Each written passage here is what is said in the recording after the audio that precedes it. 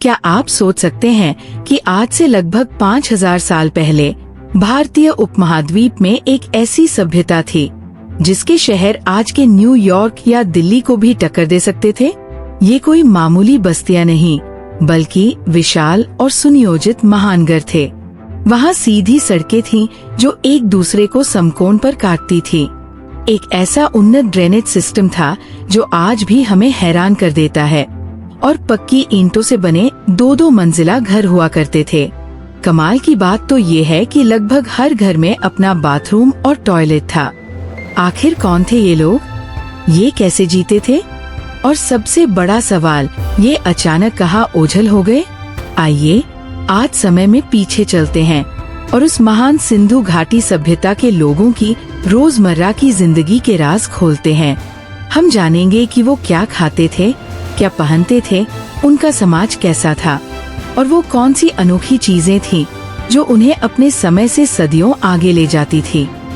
तो चलिए भारत के उस गौरवशाली अतीत के रोमांचक सफर पर, जिसे हड़प्पा सभ्यता के नाम से भी जाना जाता है। जब हम किसी पुरानी सभ्यता के बारे में सोचते हैं तो अक्सर हमारे मन में कच्ची झोपड़ियों और टेढ़ी मेढ़ी गलियों की तस्वीर आती है, लेकिन सिंधु घाटी के लोग इस सोच से बहुत आगे थे। उनकी सबसे बड़ी और प्रभावशाली देन थी उनका नगर नियोजन, यानी उनकी सिटी प्लानिंग। मोहनजोदड़ो और हड़प्पा जैसे शहर देखकर लगता है जैसे उन्हें किसी माहिर आर्किटेक्ट ने डिजाइन किया हो। सड़कें एकदम सीधी थी और एक दूसरे को 90 डिग्री के कोण पर काटती थी, जिससे पूरा शहर एक ग्रिड जैसा लगता था। ये सड़कें इतनी चौड़ी थी कि 2 बैलगाड़ियां एक साथ आराम से निकल सकती थी। सड़कों के किनारे कूड़ेदान भी रखे होते थे, जो बताता है कि वे साफ सफाई को लेकर कितने जागरूक थे। शहर मुख्य तौर पर 2 हिस्सों में बटे थे। एक ऊंचा हिस्सा जिसे दुर्ग या गढ़ी कहते थे, और एक निचला शहर। माना जाता है कि दुर्ग में शासक वर्ग रहता होगा और यहाँ बड़ी बड़ी इमारतें थीं, जैसे मोहनजोदड़ो का विशाल अन्नागार, अनाज का गोदाम और मशहूर महान स्नानागार। ये स्नानागार एक तरह का सामुदायिक स्विमिंग पूल था, जिसका इस्तेमाल शायद धार्मिक मौकों पर होता था। निचले शहर में आम लोग रहते थे, लेकिन उनके घर भी किसी शानदार हवेली से कम नहीं थे। घर पक्की ईंटों से बने थे और मजे की बात ये है कि सारी ईंटें एक ही साइज की थी, चाहे वो हड़प्पा में मिली हो या लोथल में। यह उनके मापतौल के विकसित सिस्टम को दिखाता है। ज्यादातर घरों में एक आंगन, कई कमरे, रसोई और सबसे हैरान करने वाली चीज, एक निजी कुआं और बाथरूम होता था। पानी निकालने के लिए हर घर से एक नाली निकलती थी, जो सड़क के किनारे बनी ढकी हुई मुख्य नाली से जुड़ जाती थी। ये अंडरग्राउंड ड्रेनेज सिस्टम इतना लाजवाब था कि यूरोप को भी ऐसी व्यवस्था बनाने में हजारों साल लग गए। तो ऐसे मॉडर्न शहर में रहने वाले लोगों का एक आम दिन कैसा गुजरता होगा? चलिए सुबह से शुरू करते हैं। सुबह की शुरुआत शायद घर की चक्की पर गेहूं या जौ पीसने से होती थी, जिससे रोटियां बनती थी। उनके मुख्य भोजन में गेहूं, जौ, चावल, मटर, तिल और खजूर जैसी चीजें शामिल थीं। खुदाई में मिली जानवरों की हड्डियों से पता चलता है कि वे मांसाहारी भी थे। हाल के अध्ययनों में मिट्टी के बर्तनों से मवेशियों, भैंस, भेड़ और बकरी के मांस के अवशेष भी मिले हैं। नाश्ते के बाद पुरुष अपने अपने काम पर निकल जाते थे। सिंधु घाटी की अर्थव्यवस्था खेती, कारीगरी और व्यापार पर टिकी थी। ज्यादातर लोग किसान थे जो नदियों के पास की उपजाऊ जमीन पर खेती करते थे। ये दुनिया में कपास उगाने वाले पहले लोग थे। यूनानियों ने कपास को सिंडन कहा, जो सिंध शब्द से ही निकला है। कालीबंगा जैसी जगहों पर हल से जोते हुए खेतों के सबूत भी मिले हैं। जो लोग किसान नहीं थे, वे कुशल कारीगर थे। कुछ लोग मिट्टी के खूबसूरत बर्तन बनाते थे, जिन पर काले रंग से डिजाइन बने होते थे। कुछ तांबे और कांसे के औजार, बर्तन और मूर्तियां गढ़ते थे। मोहनजोदड़ो से मिली कांसे की डांसिंग गर्ल की मूर्ति इसका सबसे शानदार उदाहरण है।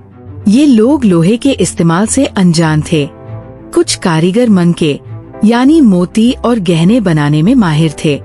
वे सोने, चांदी, कीमती पत्थरों और शंख से खूबसूरत हार और कंगन बनाते थे।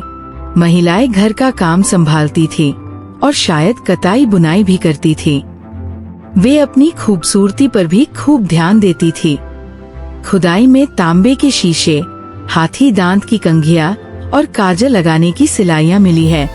बच्चे मिट्टी के खिलौनों से खेलते थे, जैसे छोटी बैलगाड़ियां, सीटियां और जानवरों की मूर्तियां।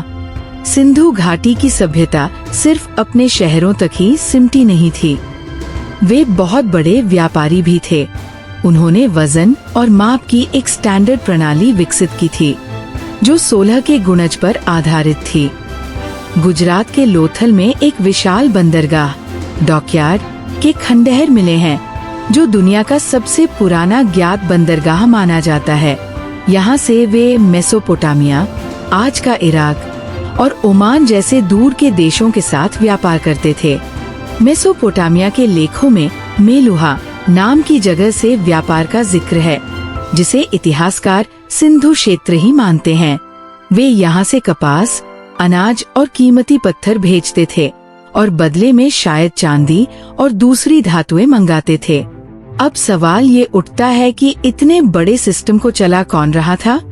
हैरानी की बात है कि सिंधु घाटी की खुदाई में किसी राजा के महल, शानदार मकबरे या विशाल मंदिर के कोई साफ सबूत नहीं मिले हैं। इससे कुछ इतिहासकार अंदाजा लगाते हैं कि ये एक बराबरी वाला समाज हो सकता है, जहाँ कोई एक राजा नहीं बल्कि व्यापारियों या समुदाय के प्रमुखों की एक समिति शासन करती थी। समाज में सफाई और अनुशासन पर जबरदस्त जोर था, जो उनकी सिटी प्लानिंग से साफ झलकता है। उनकी धार्मिक मान्यताएं भी काफी रहस्यमयी हैं। जैसा कि बताया, किसी मंदिर का कोई सबूत नहीं है। वे शायद प्रकृति की पूजा करते थे। कई मुहरों पर एक सींग वाले जानवर, यूनिकॉर्न और कुबर वाले सांड की तस्वीरें मिली है। एक मशहूर मुहर पर योगी जैसी मुद्रा में बैठे एक देवता है, जो जानवरों से घिरे हैं। कुछ लोग इन्हें भगवान शिव का आदि रूप पशुपति मानते हैं। इसके अलावा मिट्टी की बनी माँ देवी की कई मूर्तियाँ मिली हैं, जो मातृशक्ति की पूजा की तरफ इशारा करती है। कुछ जगहों पर हवन कुंड जैसे अवशेष भी मिले हैं और शवों को दफनाने के साथ साथ जलाने की प्रथा के भी संकेत मिलते हैं। सिंधु घाटी की कहानी हमें सोचने पर मजबूर करती है कि हमारा अतीत कितना गौरवशाली और उन्नत था। अगर आपको इस प्राचीन सभ्यता के राज जानने में मजा आ रहा है, तो इस वीडियो को लाइक करें और अपने दोस्तों के साथ शेयर करें। और अगर आप इतिहास की ऐसी ही और भी दिलचस्प कहानियाँ देखना चाहते हैं, तो हमारे चैनल को सब्सक्राइब करना न भूलें। इतनी विकसित, संगठित और अमीर सभ्यता आखिर खत्म कैसे हो गई? ये सिंधु घाटी का सबसे बड़ा रहस्य है, जिस पर इतिहासकार आज भी एकमत नहीं हैं। लगभग 1900 ईसा पूर्व के आसपास इस महान सभ्यता का पतन होने लगा। शहर खाली होने लगे, व्यापार ठप हो गया और लिखने पढ़ने की कला धीरे धीरे गायब हो गई। इसके पतन के लिए कई थ्योरी दी गई है। एक सबसे मजबूत थ्योरी जलवायु परिवर्तन और प्राकृतिक आपदाओं को जिम्मेदार मानती है। कई विद्वानों का मानना है कि मानसून का पैटर्न बदलने और घग्गरहकरा नदी, जिसे प्राचीन सरस्वती नदी भी माना जाता है, कि सूखने से खेती बर्बाद हो गई, जिससे लोगों को दूसरी जगहों पर जाना पड़ा। कुछ लोग विनाशकारी बाढ़ या भूकंप को भी इसका कारण मानते हैं। मोहनजोदड़ो में बार बार बाढ़ आने के पुरातात्विक सबूत मिले हैं। एक पुरानी थ्योरी बाहरी आक्रमण की भी थी, जिसमें कहा जाता था कि मध्य एशिया से आए आर्यों ने इन शहरों पर हमला करके उन्हें तबाह कर दिया। लेकिन इस थ्योरी के लिए मजबूत पुरातात्विक सबूत नहीं मिले हैं और ज्यादातर कंकालों की जांच से भी किसी बड़े नरसंहार की बात साबित नहीं होती।